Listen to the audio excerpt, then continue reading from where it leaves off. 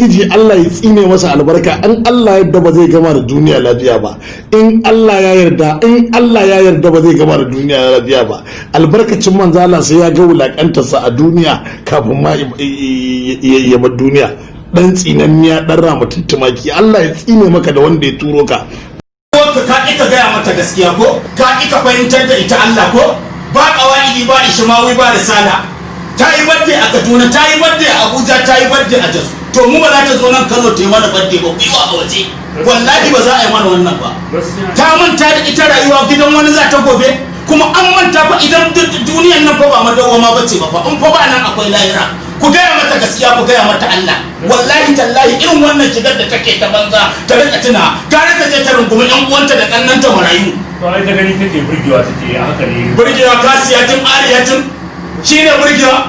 To sai mun gaya mata Allah wallahi. Ko ba sa so sai mun gaya mata gaskiya. Kuma ba za a zo a yi mana wannan shirman a nan garin ba. Yauwa. Kano garin bayan Allah za a zo a kawo mana ya ga kowa tsatsu su zo su rinƙe mana watsewa, ana ja mana zaki, ana duka yan fim halin mu daya. A'a.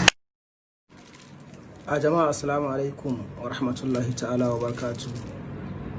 Ba da dogon magana ba, ina so in yi magana ne akan wanda wata ta yi postin hotonta kusan in ce tsirara har wani ya ci mutuncin annabi Muhammad sallallahu alaihi wa sallam. Ina so in yi magana ne lokacin maji tsoron Allah jama'a, lokacin da Amina Amal ta wani hutu ta sa a feji ɗinta ana ta zagi waye oke saboda ita ba ta da gata, ba ta da ranar da za ta yi mako, ba ta da ranar da za ta yi makowa, amma yanzu kowa ya yi shiru. An taba annabi amma kowa ya yi shiru. Na yi mamakin wannan abu wallahi. Sai mutane kalilan daga cikinmu ne yasa suka yi magana, mutane kalilan. Wai haka za mu da goma? Kai jama'a, kai annabi ne fa, kai na Yar Simal Ibrahim Sharukan masoyin annabi a koda yaushe da kakkausar murya zuwa ga Rahama Sadau jaruma a Kannywood.